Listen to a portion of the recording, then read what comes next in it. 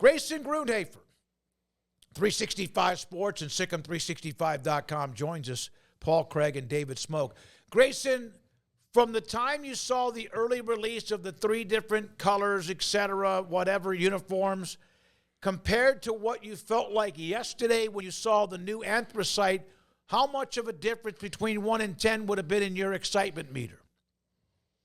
Oh, I mean, it was night and day difference. I think, when everyone, I think, initially saw the new updates to the jerseys, I think some of it was more of it looks good, but also I think there was an anticipation for more. You know what I mean? And so I think that, seeing that initial update and being able to sit there and go, wow, okay, these look a lot better than they did, but it's still not to the level that, I think a lot of us were anticipating.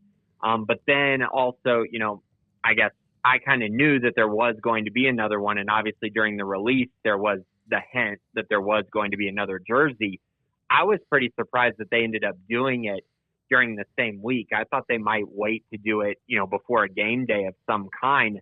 But they were awesome. And they were kind of everything that I had basically heard wrapped into one single jersey. It very much reminded me of the, back in the day, the 2018 jerseys, 2013, 2014, 2015, the black ones. It's very similar, but also with a different touch to it with the, the gold letters, I think, look awesome. Baylor across the chest looks great as well. The bear claws on the shoulder pads look awesome. So, yeah, I mean, the difference was drastic because I think everyone saw the anthracite jersey and we're kind of sitting there going, well, I wish they could have done this with all the jerseys. Now, obviously, Baylor could not do that. You got to adhere to some limits, and Nike can only do so much with updates to jerseys.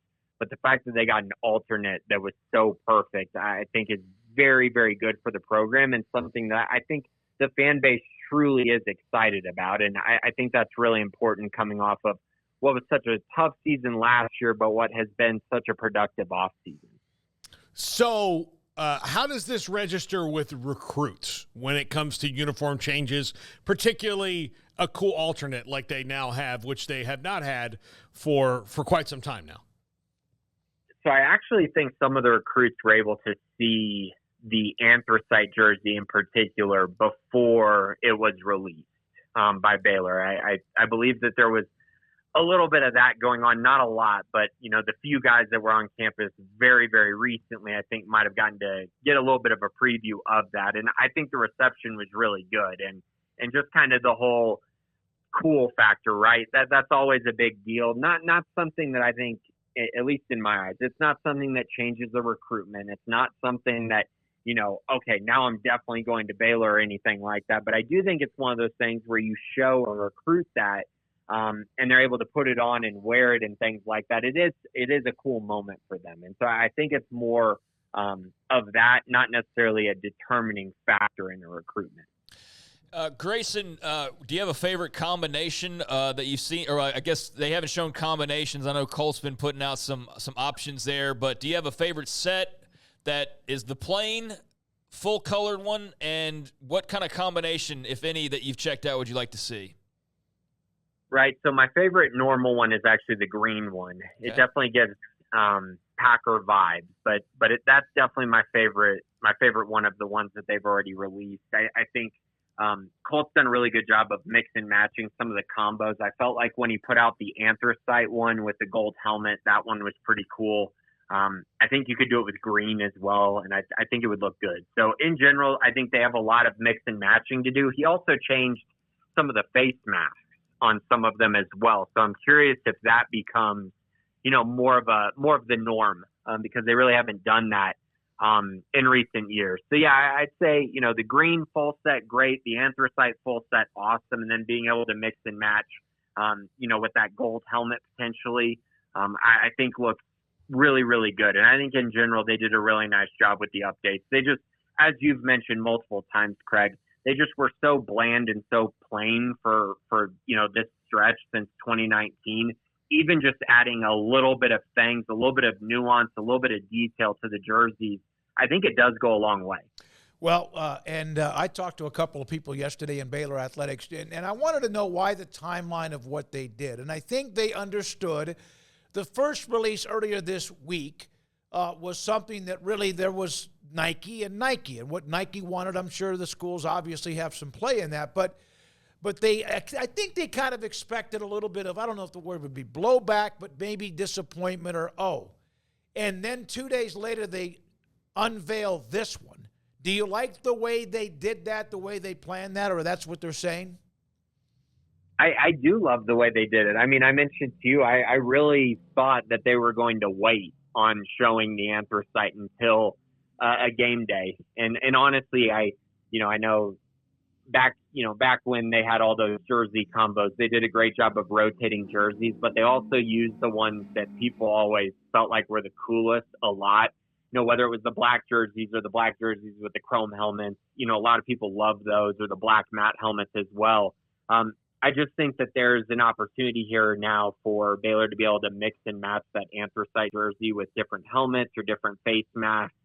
And I just think in general, kind of like I said, I think if all their jerseys looked like the anthracite one, just in the different colors, I think everyone would have been completely blown away. Now, they did not have the ability, I don't think, to do that. And so that goes to the strict timeline, like you mentioned. Just there were things that I don't think were feasible for them to be able to do during this latest update period, but for them to get an alternate just completely right, I think they absolutely hit a home run with the alternate is absolutely a big deal. And I think the way they did it was actually really nice, because I do think there is room for Baylor fans to be excited this offseason. And I think even with the transfer portal, there comes uncertainty with that. And so I think in general, this gives them just something concrete that they know is going to be solidified in the future for the next 5 years or so to get people excited about it. So, yeah, I like the way they did. I'm glad they did during the offseason. Grayson, any thoughts as June visits start to get underway here? I mean, I guess that's the only thing on tap, right? I mean, basketball, there's always a chance, I guess, somebody could trickle in from the portal. Most of the spring sports, or I guess all the spring sports now are done. I guess you got track and field with some stuff, but is it pretty much all eyes on June visits now? Right, it definitely is. I mean, so, landing Edward Griffin, I guess this was, a little less than a week ago, getting quarterback in the class. That was huge, obviously. That was a nice start, I think, towards the month of June. You're also going to have the guys in the 2024 class, the ones who have not enrolled already, early enrolled. You're going to have those guys enroll. I believe that's coming up this upcoming week, I think is when they're going to enroll on campus. So that's something to look forward to. But you're right. I mean, in general, all eyes are on June 7th, June 14th, and June 21st, where Baylor's going to have 3 straight weekends of official visits. They're also going to have 3 straight camp weekends as well, where they're going to try to send out more offers and evaluate prospects. But for the official visits, I mean, this is a huge time for the Baylor staff. And during this entire 2025 class, I've been pretty adamant that, Baylor, I think, is going to care about recruiting rankings in this class. And I think they're going to care about taking a rather large number of high school prospects compared to the last couple classes. And so for that reason, I think Baylor fans' expectations should be high. I know my expectations for how they're able to close this class are pretty high, just based on the guys that they're getting on campus, just based on how they've prioritized recruiting during this 2025 cycle. And, the current list that they have, I mean, there's probably 5 guys who are either ranked inside the top 100 recruits in the entire country, or in my eyes, there's a couple that I believe should be in that list of prospects who are right on the fringe of being in that number as well. So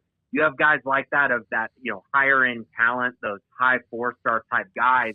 That's going to add some intrigue. But then they also have a lot of guys that they've been recruiting for a long time, and that they're trying to solidify in this class to give them a really good, baseline in the class, give them guys who really fit the program culturally, who they've been recruiting for a long time, and then also trying to shoot for the stars a little bit and try to land some of the guys that they've made priority targets who are, being recruited by just about every school in the country. And so trying to win some battles like that, I think, is going to be really important, at least winning a couple of them. And they're giving themselves an opportunity with that just based on the recruiting list that they've put together so far. Grayson, you said that they are going to care more, or I want to make sure that they're going to care much more about the rankings. Is that a PR type of thing, or has that been hurting them that perhaps they haven't had enough of the – they've never been a top 10 class. I think Art Browse's last class was his best ever. I may be wrong, and we know what happened to that one. Is that just something that coaches go and find who they want, the fits, and if he's talented, even high level, great. But what does that actually mean? So I guess just kind of my perception on it is just the way that they've really been, I think, talking about this class on social media, trying to build up momentum for this class, and just the guys they've been targeting. It's just a little different, I think, than the past couple of years. And I'm not going to say that what they've done in the past, doesn't work, because I think it does, but I do think that there was room for improvement when it came to NIL and when it came to, the prospects you were going to target. And so I think that has shifted a little bit in the 2025 class. Now, that doesn't mean they're going to go away from the formula that, they believe is successful, but I have this feeling that there is more of a care about it. And I think with a bigger recruiting class comes more potential to have a highly ranked class as well. And so because you kind of view this class as being a little bit of a bigger one, probably getting above 20 prospects in it, you're going to give yourself a better opportunity to be ranked highly nationally. Not like that matters, more than anything, because I think that people get too caught up in that sometimes. But I do think when you're able to land some of the higher quality guys that you've been going after, some of the guys who, you're winning a major battle against, I do think that's a big deal. And so for them to be somewhere in that top 25 range, I think would be a big deal perception-wise, and also a big deal just for the talent on the roster. So, yeah, again, it's the way that I viewed this class from the very beginning. I think this is one that they've really been targeting, and that doesn't necessarily mean they won't take transfers, but I do think that it means they're really trying to put a strong emphasis on this class being, as good as it possibly can be. Any further reaction to Edward Griffin committing? You mentioned the fact that they picked up a quarterback. It's been just about a week now at this point, but I guess we haven't talked about it much on this show. Just, I guess, in general, your overall thoughts, and does he, I don't know about swaying guys or anything, but is he a vocal type of kid that's going to help recruit this class? I mean, how do you kind of view Griffin as a prospect and also as the personality?